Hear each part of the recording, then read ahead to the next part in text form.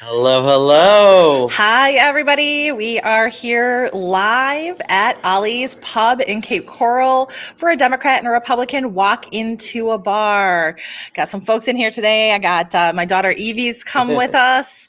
She's very fashionable this evening, and Lots of makeup on her for some reason. She discovered makeup, I guess, and has she's uh pink, yeah, very exploring Barbie pink. core. Yeah. Very much. She must have seen the Barbie movie recently because she's definitely dolled up We like just one. got the Barbie lipstick. That was so fun. So I'm having a delicious tangerine wheat beer here. And I am shaking it up with a Mountain Got Dew because I actually need a little bit more caffeine. I'm slightly doing tired. the do. Well, I had earlier this afternoon I went to the gym and worked on the back, and so I'm sore and I'm tired. So I wanted to make sure I had some caffeine. Nice, nice. I was doing the mom getting ready thing on Yeah. Sunday, so it was like cleaning up the house, Uh, School's laundry. back in session now, right? Yep, and hitting the Walmart for the meal plans for the week. Oh, So, yep, you got to plan all of that. Of oh yeah, course. Oh, I remember that as a kid. yeah, Of course, having all of that squared away. So, yeah. um, Because what I did mhm. recently is joined one of those produce kind of clubs where you get like boxes of Oh, produce. yeah. So Nice. try to eat the veggies and get local and whatever. So uh, Which one is that? Which one do you use? I've been with Southwest Florida Produce. I've been getting I'll have to look into that boxes for because them. I could Actually, use that. there's a farmer's market here in Cape Oh, Coral yeah. right behind Ollie's, actually, on Saturday mornings. Saturday mornings, and that's run by the Chamber of Commerce. There's Mm, actually three that they do. They do one on McCurlough Markets on Thursdays, I want to say. I'm not 100% sure. mm, And then do one at Surfside on Tuesday. So you have three that are run by the Chamber of Commerce.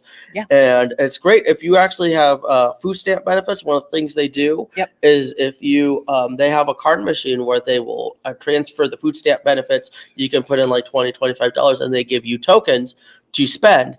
And they also Oh, give you what they do, even more importantly, though, which I loved when I at the time was on food stamps, is they give you a one-to-one identical green token that can be used specifically for produce and fruits, vegetables, eggs. So you couldn't get, like, for example, there was a challah, a bakery, and I would usually get challah there, or like some of the hot foods. I wouldn't be able to use the green tokens on those, but I can get, my lettuce and any of the fruits and vegetables, and actually some of the eggs that I would need to get as well.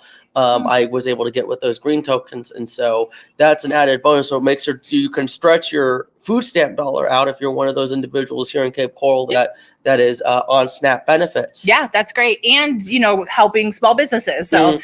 Oh yeah, all these people that are local farmers.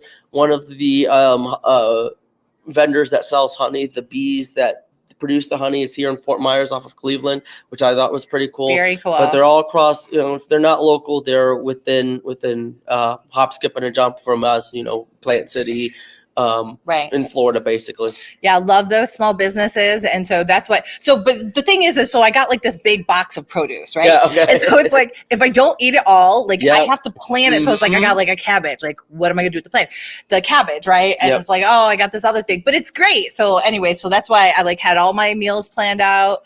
Well, it's good. It's healthier to eat that way. It is I healthier to honestly eat am that way. very, very, what's the term?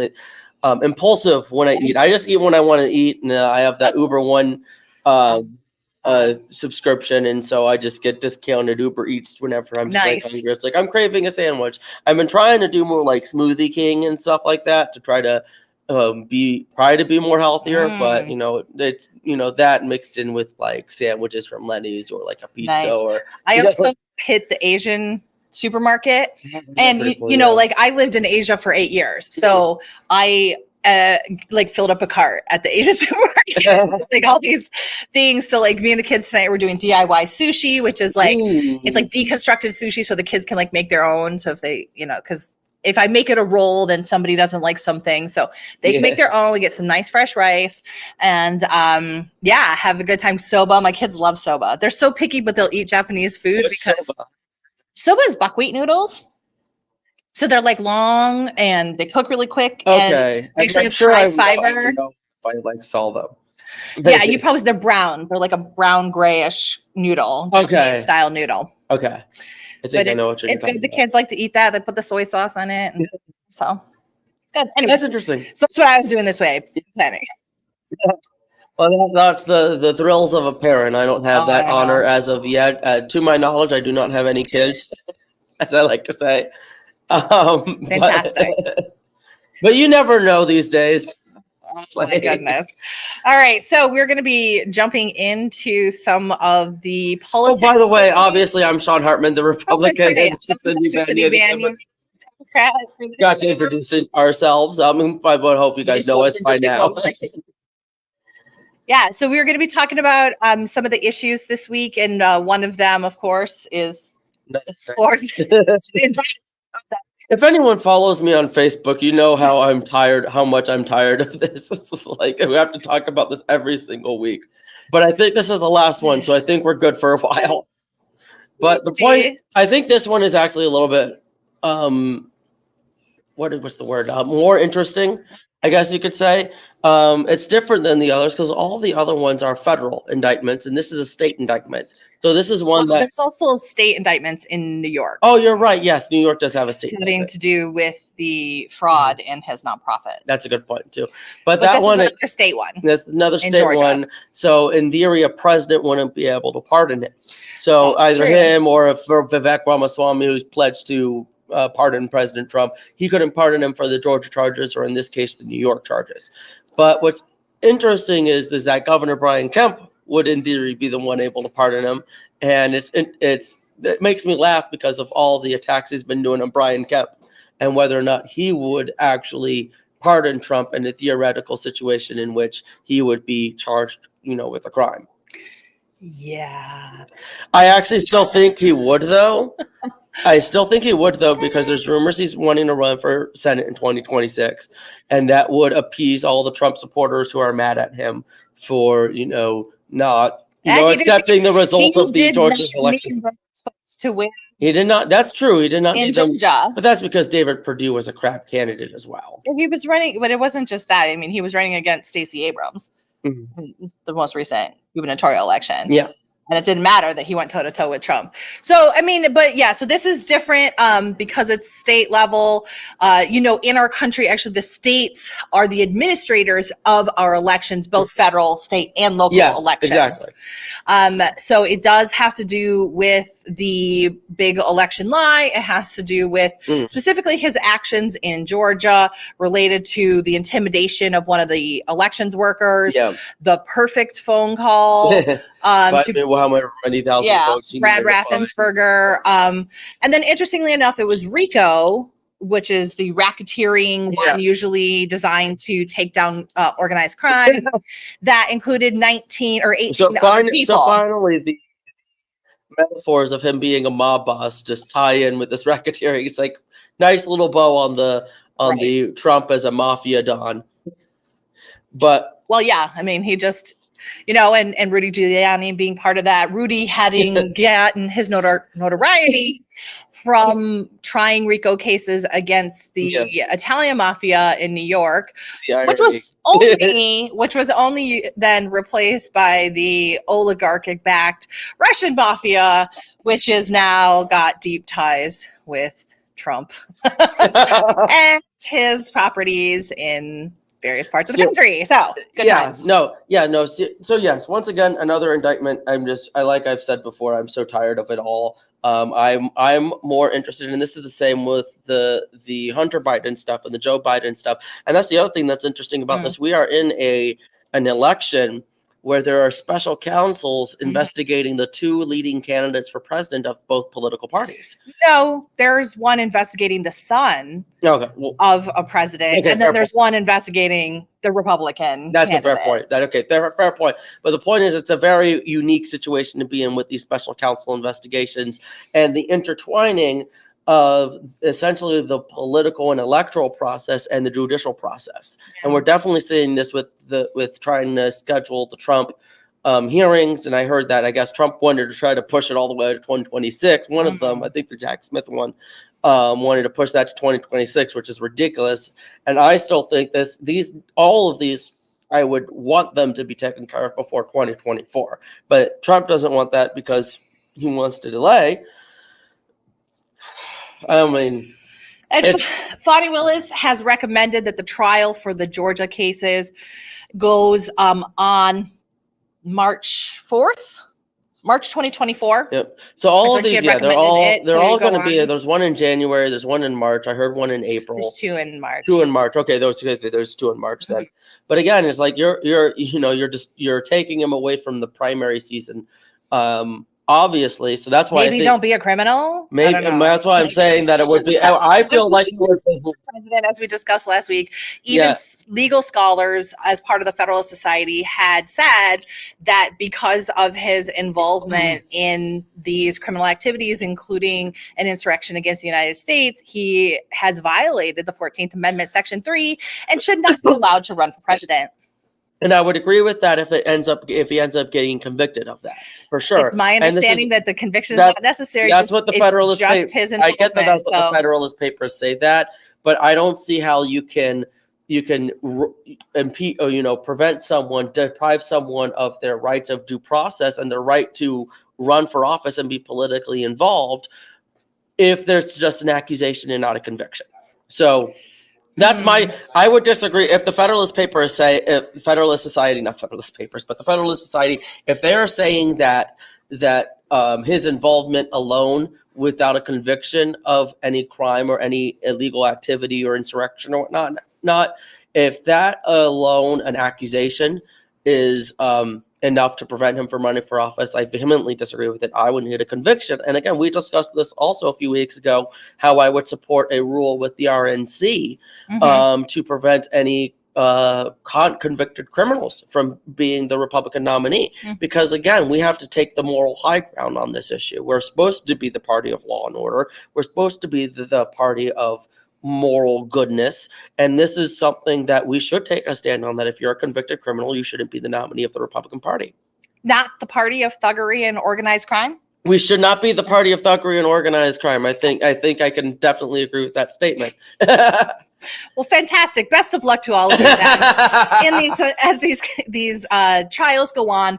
We do know that this week, Fani Willis has said to all of the 19 folks in that RICO case that they need to be turned into the Fulton County Sheriff's Office by this Friday, August 25th. And she had noted that they are open 24/7 so that they can turn themselves in anytime between now and then. Yeah, and I do think that the Trump campaign and the Trump team are negotiating what they're going to do there. But it is, again, likely we're going to get a decent mugshot out of this, because that is common in these type of situations, which does not look good for any presidential candidate running for office. So you'd think so, but you'd think so. Yes, that's true. That's a good point. Trump supporters, and I don't know if you saw with Ron DeSantis. I don't remember the exact words he said, but it was going around about how we need to start being a party based on principles and not following whatever, being like listless voters. Going around and following whatever True Social has to say. And a lot of people are pissed at him and comparing it to the basket of deplorables comment. I do agree with him.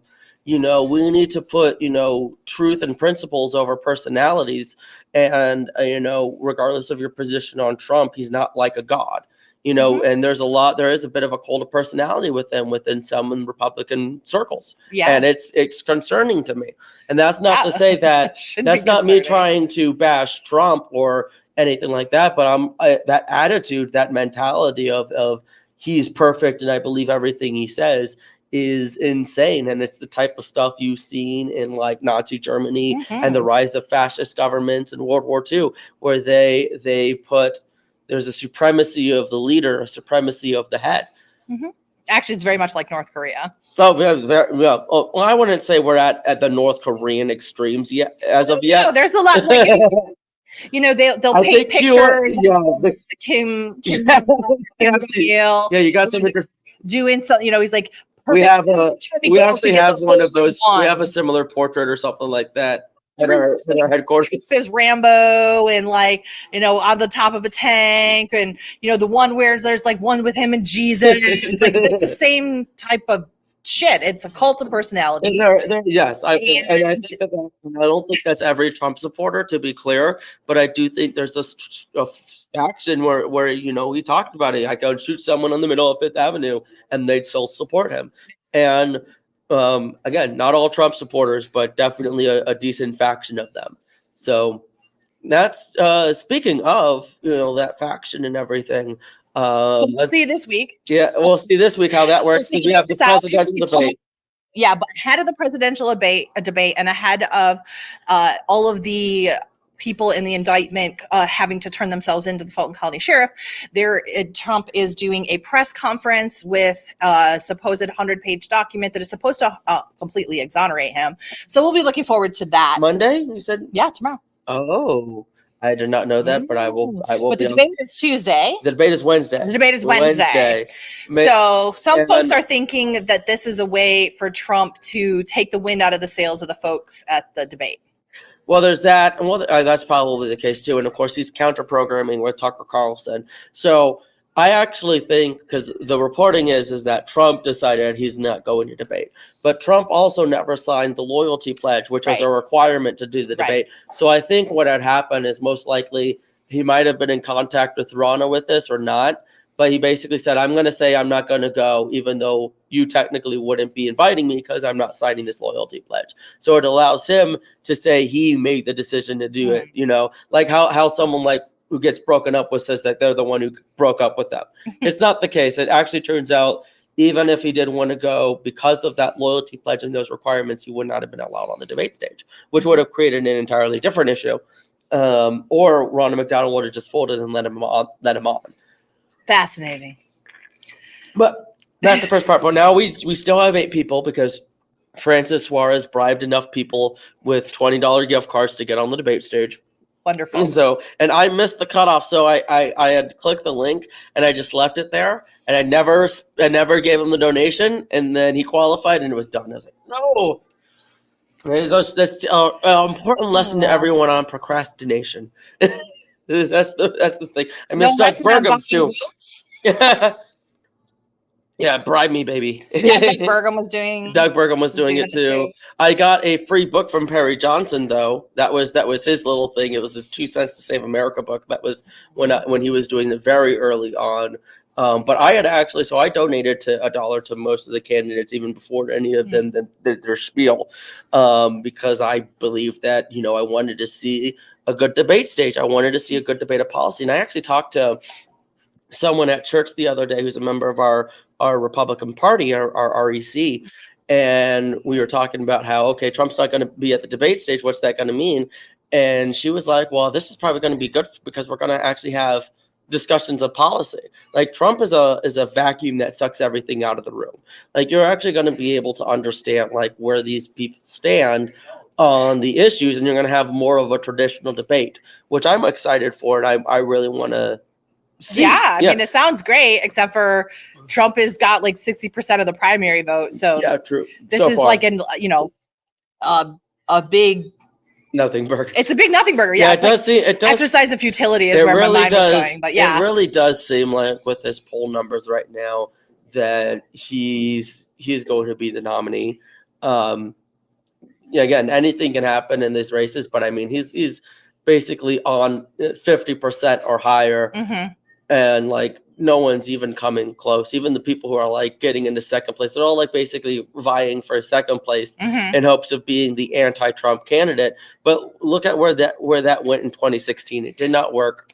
There's also the theory that they're trying to get into second place to get the VP position. Because it's if Trump gets locked up. Oh, that's a good point. Yeah, that's the other part of it I hear too.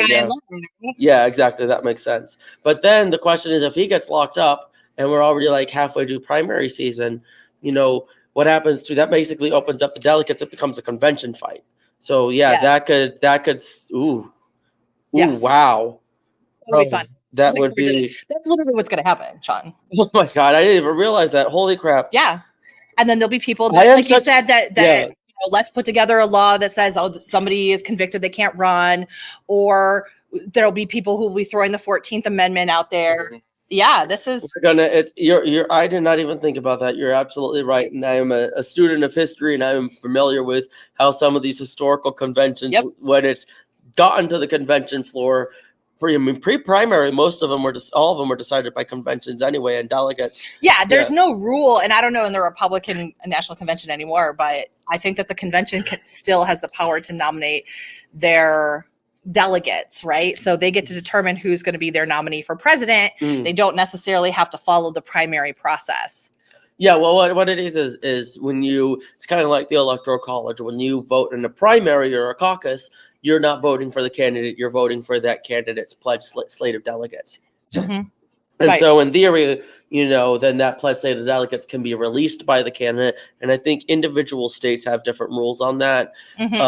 Their state parties. Their state parties have different rules on that, on whether or Mhm. not they can be released or have a little bit of independence. But essentially what you're voting for is not the candidate itself, but the delegates. And that's why when I usually vote for president, I actually look more at the policies, because when you vote for the delegates for that candidate, you're basically voting for the party platform, what the positions are going to be of the party as well. So that's something that I always keep in mind when I'm voting for the Republican nominee, is what direction do I want my party to go? What policies do I want my party to focus on? As opposed to, is this person electable, or even if this person would be presidential. Most of them I would try to pick someone who's presidential though. But anyway. So it'll be really fun next July, right? July is when the Republican National Convention is. Is it? I guess I see. July or August. I think it's July, next summer. Yeah. It'll be very fascinating to see how that goes. We'll see how things go this week, because we do have Trump's, which I'm sure is going to be just an endlessly fascinating and informative presentation on why he should not be convicted. And then we have the Republican debates, and then we'll have I don't know, what should we call it? Like Rico Palooza on Friday. So it's interesting to see how some of these other people, how Sidney Powell and Rudy Giuliani are gonna show up to this. I want to know, what is it, 31 other unnamed collaborators. That'll be a fascinating group. And fun time on CNN for sure. Because of Georgia state law, there's actually the ability to have cameras in the courtroom, unlike in federal cases. Yeah, which I honestly think there should be cameras in the courtroom. I think that's important for transparency. I don't know why there isn't, but whatever. To avoid it being a media circus, I suppose. That makes sense. But again, you have freedom of speech, you have freedom of the press. I don't even think press can report on it, but they can't record. They can't record it. I still question the constitutionality of that, but whatever. Anyway, but it's going to be an interesting debate. I don't know if you, of course, saw the DeSantis super PAC talking points that they're trying to advise Ron on. Did you see those? I did. I had my candidates emailing me saying, "Thank you for not putting our private strategy up." Yeah, so let's be clear as to why that is, though, because obviously super PACs can't coordinate with the candidates. But, let's say you're a super PAC and you want to advise your candidate. The only way you can do that is by putting it up on a public post and hope your candidate reads it and takes the advice. So that's really what they were doing, is they were trying to advise him on what they think he should do, which is basically defend Trump, which is weird because he's been going after Trump and now he's going to pivot to defending Trump again. It kind of doesn't see it. It kind of doesn't reflect his never back down attitude. I don't think it would be wise of him to back down from Donald Trump now that he is actually going on the offensive against Donald Trump. I think he needs to double down if he's really going to do that. And then they're telling him to attack Vivek, which is his nearest opponent. That's his nearest opponent. Just go after Vivek. And I mean, I'm sure there's something he can go after, but it's going to seem cheap and childish, I think, if he goes after Vivek. I think the fact that he wants to make it impossible for 18 to 24-year-olds to vote. That was really what turned me off of him. There's so much of a Vivek that I like. I really do. But the fact that he wants to raise the voting age, I'm actually a big proponent of possibly lowering the voting age. What I would like to see is something of some sort of civics test or like a citizenship test that 16 to 17-year-olds can take. And if they pass it, then they can vote. or something like that, like some sort of. Well, like, that's what he's proposing, though. In the Well, he's proposed something. He hasn't proposed that to vote. He's proposed for that. the 18 to 24-year-olds. Okay, You but have to pass then physical I don't literacy test. think. Yeah, see that there, I don't think that should be allowed. But I think that should be applied to 16 and 17-year-olds, because I think that they should have the right to vote, and the voting age should be lowered, which is a radical position, especially for a Republican to take. But I think the young people are the people who are going to be most affected by political decisions, both now and in the future. Sure. So I think that more young people should have the opportunity to vote for the future that's basically being determined for them. Yeah, absolutely. I agree. So other than that debate, Rico Palooza, the debate. I don't really know. How about climate change? Climate change. Well, I think we both are enjoying. Hot. It is hot. It's been so hot. Hurricane Hillary. Oh yes, that's right. We have to talk. How about wild is that? We should be talking about Hurricane. I just love that it's called Hurricane Hillary. My first thought is that it came out like right at the same of course, time. Hurricane Hillary Clinton attacking liberal California. Yes. Wow. Hurricane Hillary coming when Donald Trump is indicted. That's even better.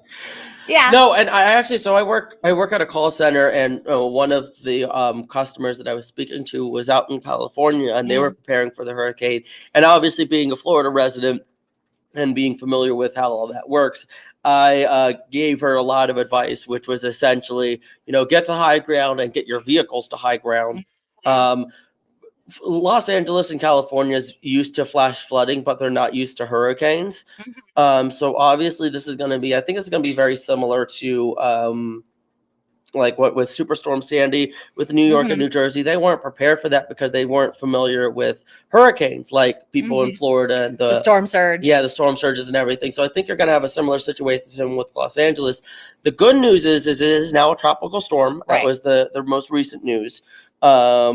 But yeah, obviously climate change, this is something that a lot of young conservatives actually do agree with Democrats on, is that climate change is a real occurrence, scientifically proven. And the real question, and something I've been discussing with my mom because she's very concerned about it, is I really want to think we need to look at how do we reverse climate change, and because obviously we're at a point now where it's almost a point of no return. We can't really talking about like stopping it or reducing our carbon emissions. The reason that's difficult is because we are a consuming culture. You really want to stop all this, pollution and consuming of oil and natural gases and all this type of polluting stuff, then we're basically going to have to like shut down power for probably like a year or more and basically go into the dark age. No one wants to do. There is no proposal on the table. I know there's not, but what I'm saying is, and this is actually what the Paris climate agreements were about. It was about reducing greenhouse gases into the environment through policy changes. And it doesn't necessarily even have to be less consumption, although less individual consumption is a component of it. There are so many things that you can do with policy in terms of subsidizing clean energy and making requirements for new and updated technology in plants and making power producers switch to clean energy. There are so many things. If you look at what Japan has done over the past 30 years, they're a fantastic example of that. There's also nuclear power, which is always debatable as well. Byron Donalds is pushing that as well. I'm not the biggest proponent of it, I'm going to be honest, because I am still very afraid of a potential nuclear disaster. I personally would not live near a nuclear power plant, but that's always been proposed as a problem. So nuclear power has been noted for a very long time as a source of clean energy. A lot of people in the environmental realm are very concerned about it, obviously, because of the very long half-life that the nuclear waste has. I mean, you're talking 1,000 years and more. And how are we ever going to be good stewards of that is part of the question. However, overall, it is cleaner. It has less residue and waste and less local impact than coal plants or combustion engines. For instance. I do absolutely start transitioning into alternative energy, solar power, wind power, that type of stuff. Something that, obviously our party is not always supportive of, but it's definitely a direction where I would want us to go. Yeah, I mean, we have so many problems right now. You think about the Maui fires that destroyed Lahaina. Well, apparently, I don't know if you heard it, but it was a giant laser from the World Economic Forum.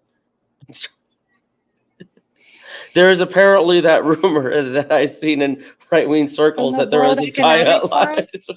At least it's not a Jewish space laser. Oh my God. It hurts sometimes. They're wildfires. They're all over Canada right now, too. All over parts of California. We get wildfires every year. However, what we've been noticing is that there's a heck of a lot more because there's drought. Part of climate change is also shifting the weather patterns into places and patterns that we had never seen. We're seeing that here in Southwest Florida. Used to be during the rainy season, 4 to 5 p.m. rain on the dot. So could set your clock to it. This year has been totally off kilter. You're getting, California has been under drought for several years. And then they're getting, I don't remember the last time they've had a hurricane. I usually only see hurricanes in the Atlantic. So when does that actually happen? Yeah, and again, and if you're living here in Florida, we're walking in the summer in 90 to 100 degree weather. Like I get like burning. If I'm going out to walk down the street in like 5 minutes, I'm like drenched in sweat. So, I mean, it's not even just like, weather patterns and weather phenomena. No. It's, you're feeling it, as you're going outside, as you're walking, it's connected. And it's connected, something happens here and that shifts over here. You're talking about combination with El Nino as well, which is a natural phenomena of heating through the Gulf, but that it's caused the waters. Also in conjunction with the heating of the waters and the melting of the ice caps and the change of the current in there as well has all made it very, very hot. We currently have 5 different storms that we're looking at, 6 different areas of concern that the National Weather Center is looking at.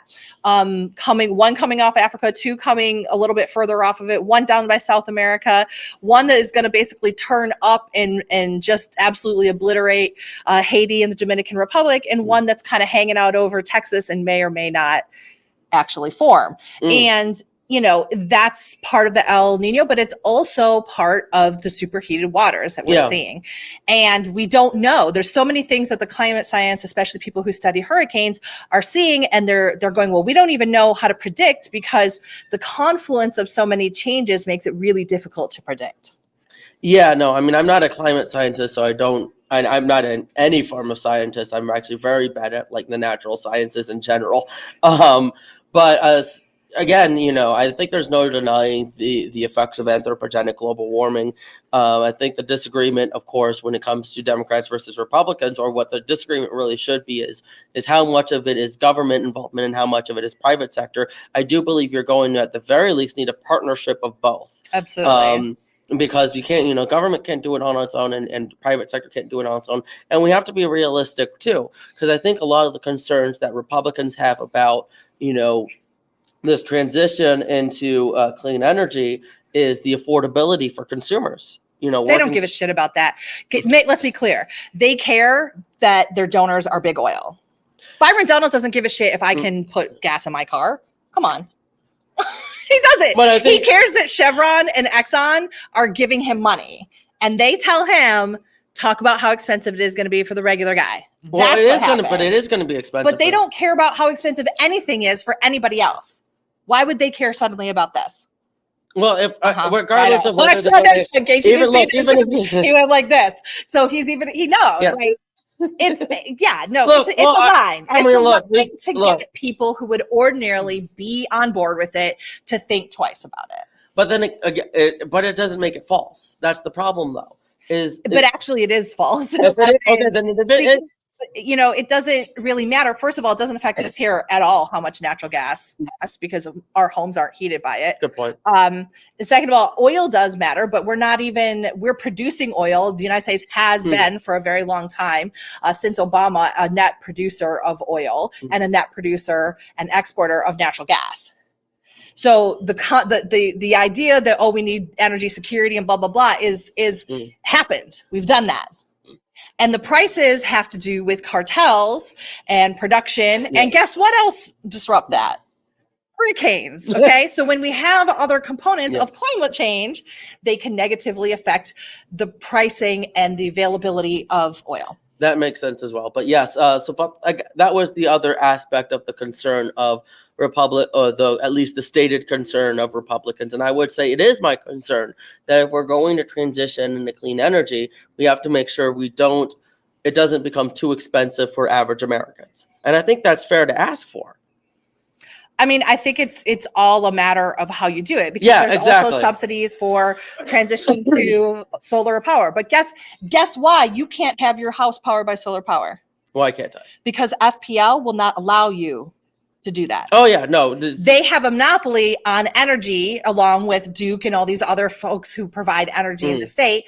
And so you can't put solar panels on your house. You have to take solar panels on your house, sell it to them, and they sell it back to you at a reduced rate.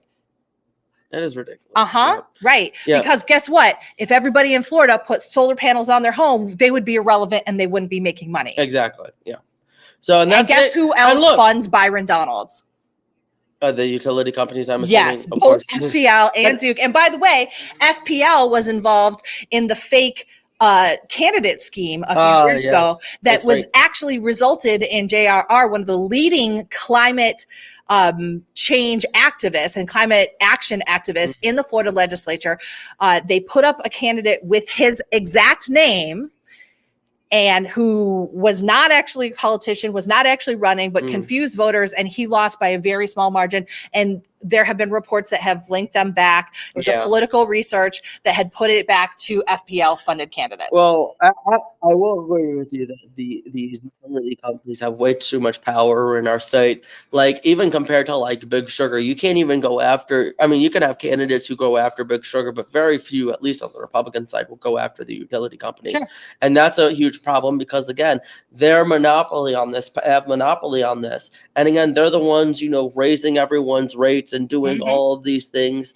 At least with us, I mean, I have LCEC, so we elect our board of directors. And I brought this up when we had LCEC at one of our Republican clubs. I said, we can elect directors who will commit to keeping the rates low. But again, that creates an entirely different issue because how do you, then you have to keep the rates low, but how do you provide the same services and the same product? So there's a lot of issues with that as well. But again, utility companies have way too much power here. And we were talking also on the car ride here about something that was coming out with Ron DeSantis about him selling access, basically $25,000 to golf with Ron DeSantis. And this is something we were talking about because it's very common in politics. It is. When people think about big donors and special interest buying politicians, it's not as cut and dry as I'm going to give you money, you're going to do this. It's not as shady as everyone makes it seem to be. It's not as direct. It's not as direct. It's absolutely shady. Yeah, that's fair. It is 100% shady. No, 100% shady. I rescind that statement. But yes, it's not as direct as it's not a very open quid pro quo. Right. But what it is what they're purchasing is access. Sure. Individual time, one-on-one time to have the ability to speak to the candidate directly and influence them directly. Sure. And so it's very interesting because Ron DeSantis is running as a populist candidate, but he's doing all these things that, basically like Nancy Pelosi and wealthy Democrats do. And Donald Trump does it too. Yep. Donald Trump does those like special dinners, win a dinner with Donald Trump competitions. So they all do it. But I thought it was interesting that it's being brought up specifically for Ron DeSantis when it's a very common thing. There was talks even back during the Tea Party movement when Eric Cantor was having like $10,000 steak dinners for donors for his campaign. And that came out and it destroyed him. And then he lost his primary election despite his strong conservative beliefs. So. Yeah, it's a bunch of horse shit. And the thing that's interesting about it, okay, and if you've ever read Influence by Richard Cialdini, you should absolutely do it. It has been also known as Trump's Bible because it is all about influence. You don't even necessarily have to have that straight quid pro quo.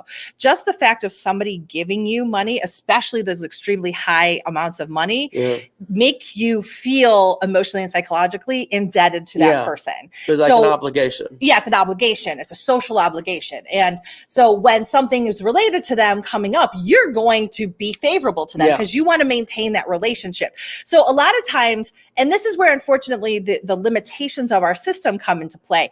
In order to prove some of this kind of corruption, there would have to be like, here's this money, you do this, get this. It never works like that. It's always, oh yes, FPL, gave you this amount of money. And so every time FPL comes up on the legislative floor, you're going to be favorable to them, right? They don't even have to ask you is the point.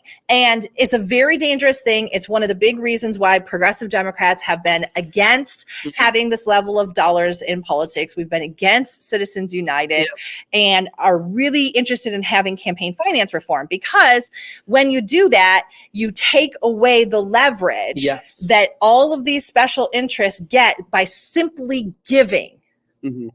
No, and this is something I 100% agree with you on it. And we had a mutual friend of ours, Jen Perriman. We've talked about her on the show before with her podcast.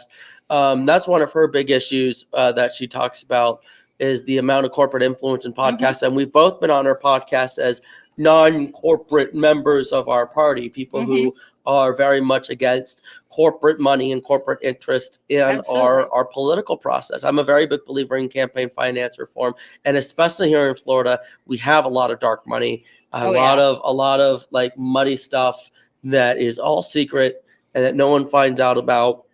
We have campaigns that have like 3, 4, 5 different super PACs on them, working shady donations, and then basically they can triple dip, quadruple dip with their donors. Yeah, and those super PACs never have to disclose whom their donors are, and it can include corporations, and they can do parallel donations. And I don't think they have a dollar limit on those donations. No, there's no dollar limit, and there's no disclosure, and so they can actually then give to other PACs where there's donations, but it comes through like it just says the name of the super PAC, or they can't do independent expenditures. That is coordinated with the campaign, but they, for instance, can run ads. So you'll see like ads, if you see those Never Back Down ads with Ron DeSantis, that's a super PAC. That was the super PAC that's advising him to defend Trump and go after Vivek. So he has a super PAC. The Make America Great Again super PAC is Donald Trump's. SOS America is Francis Suarez's apparently. And then Tim Scott's is one that's very like optimistic. I don't even remember, but they all have their own. All of them have one of their friends set up a super PAC for them, and then they'll run the ads. And what a lot of these candidates will do, because obviously they can't coordinate, they'll just record a bunch of like stock video of them talking to workers, them in their family home eating dinner, them doing different politician stuff, and they just put it out there, and then super PACs can do whatever they want with it. Right. So it's very interesting and shady how these super PACs work. I've actually run a couple of them because they're just like so easy to make, so easy to set up. Yeah, I have one too. Yeah, I know you've been apparently working with those. I don't know what you've been doing because you've been keeping that close to the chest. That's fine. I understand. It's like that moment in Happy Gilmore where he learns how to putt. It's like Happy learned to putt. And guess what? The Democrats learned how to play the putt game. So anyway, watch out, y'all. Yeah, well, it's definitely up. I keep telling my Republicans that we can't underestimate you. I don't think we should underestimate you this go around or 2024 and everything. So not that I don't think you guys will still win, but I don't think we should like not fight. If that makes Well, obviously. Okay, listen, I'm having a great time dragging everybody when they do dumb shit, like make public comments about how if people can't afford their insurance, they should just move. Allegedly, apparently, Anyway, but been corroborated by several sources. Anyway, you wanted to. You told Jonathan Martin, "Well, give us the tape and let us see." Well, you're the ones making the accusation. I feel like you guys should be the ones. Nope, he's the candidate and has to clarify his statements. You're saying who are you saying it was corroborated by multiple people? Is that the exact quote that they say? it was something along those lines. So something If along you want to those see Saturday lines. Exhausted, I'm more than willing Something along to those hear lines. to hear what was actually said. I really hope there's still a debate. I really want there to be a debate because I think that needs to be addressed during that debate stage. I would love for there to be a debate, We both want a debate. but we're not afraid. Yeah, we're not afraid. That's why we do this podcast Some people are every afraid. single week. And when I talked to Jonathan, he was like telling me how this is what campaign advisors will tell Republicans. They'll tell them don't debate, don't give them the Absolutely. publicity. But you know what? I think it's cowardice, and I don't really respect Republicans who aren't willing to debate either each other or the other side. Yep. You know, if they're not willing to debate, they're not willing to hold themselves accountable. They're not willing to stand up for their positions. That it's just weakness and it's just cowardice, and it's definitely something that I pay attention to. And obviously, Republicans won't debate Democrats, but you do have Republicans who won't even debate their fellow Republicans when running in a primary, and that's disappointing as well. You had that for the sheriff's race. Sheriff Marcino would not debate his opponent, neither would Mike Scott. You had that with Casey Asgar not showing up to a single freaking debate. Never did any publicity whatsoever. I know. I am convinced he does not even exist.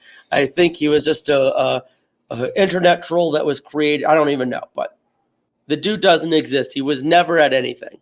So he did like an interview with NBC too, where he tried to prove that his Harvard diploma thing was real.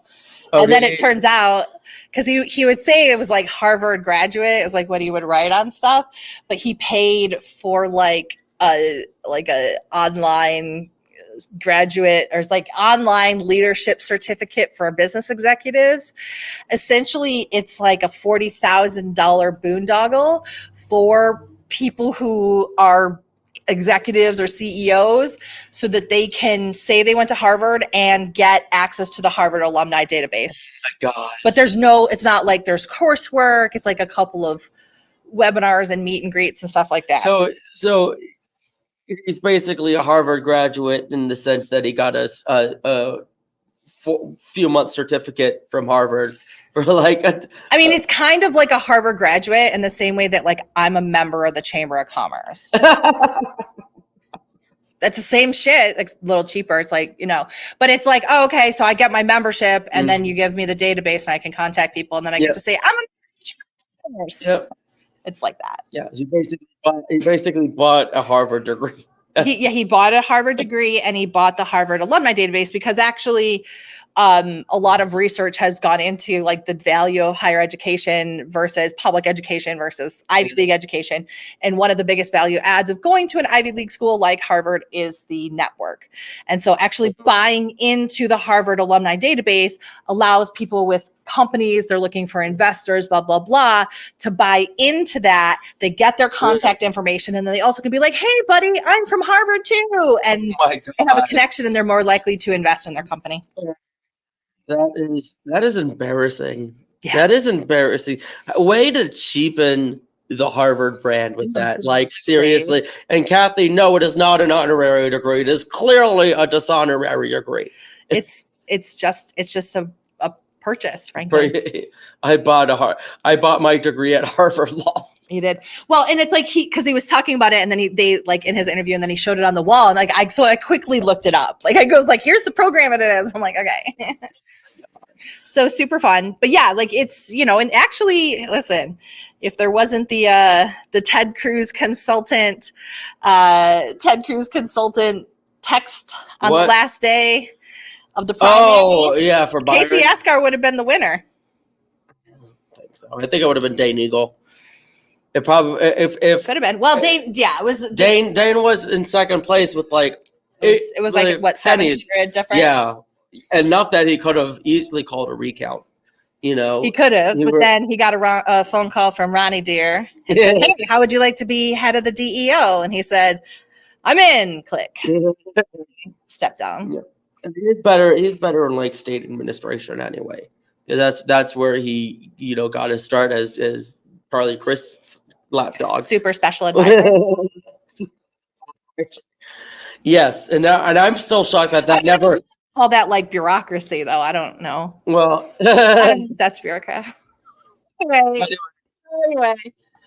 But no, actually, I still find it interesting that relationship with Charlie Crist didn't damage him enough. I was actually with him when he won with the whole Eagle family. I was at the years ago very good friends with Kathy Eagle, Mama Eagle, as I would call her, and then the rest of the Eagle family. I know his sister. Including his dad, who went to prison. I did not know his dad. Prison? No, I actually did not meet his dad. Including his dad.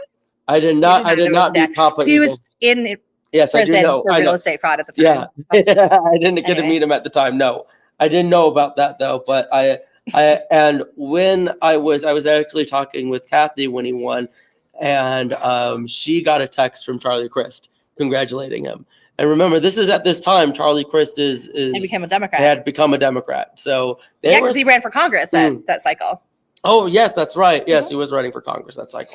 And actually, Dane Eagle's sister got appointed to county commission. She's appointed to county commission and then she's ran. She's running for state representative. But it's not here. It's up in the Gainesville. No, Gainesville. She's running in the UF area. So she's running in Gainesville. She was appointed Alachua County Commissioner, and now she's running for state rep. So county commission, which I don't know if they pay a six-figure salary at Alachua like they do here at Lee County. They do in Alachua. Here in Lee County, it's like a six-figure salary if you're elected county commissioner. Yeah. It's only like $30,000, $40,000 if you're a state rep. So, which is really weird that Brian Hammond thought that he needed two jobs. Yeah, no, for sure. And again, that was a conflict of interest issues as well. But yeah. Anything else for this week? I think we're good. Good. We're global warming. Global warming. Beer, global beering. Yeah. Global beering? Oh, because I had a beer. So anyway, thank you so much for joining us here today. I've been your Democratic host, Dr. Cindy Banier. Of course, your Republican host, Sean Hartman. And of course, thank you to Ollie's, as always, for always being wonderful hosts and allowing us to come and drink their drinks and get delicious food, even though you didn't have enough for a brownie sundae for me. Yeah, my daughter got a brownie sundae. Yeah, but apparently only one of us could, and I guess it hurt. Sandwiches and great live shows coming up, so go ahead and check them out. Follow them online. Thanks to our host, Ollie's Pub here in Cape Coral. And if you want to help keep Sean and I in business, go ahead and get yourself a subscription to this show, a Democrat and Republican. Walk into a bar for $4.99 a month or $49.99 a year. That helps us keep going. Or you can get a subscription to everything we have at Big Mouth Media for $19.99 a month, and that helps us support independent media. And you can find all about that on bigmouthmediafl.com under our plans and pricing tab. In the meanwhile, because what you get with that, you get your videos, you get them directly emailed to your inbox. But if you like to listen to your podcast and like the audio only, you can go ahead and tune in to us wherever you listen to your podcast, Apple Podcasts, Spotify, Audible. We are on all of those. Subscribe to our shows there, like, and give us a review, because that's another way that you can, for $0, help independent media. Absolutely. Well, thank you again. Thank you for watching us today, and we will see you next week. And bye-bye.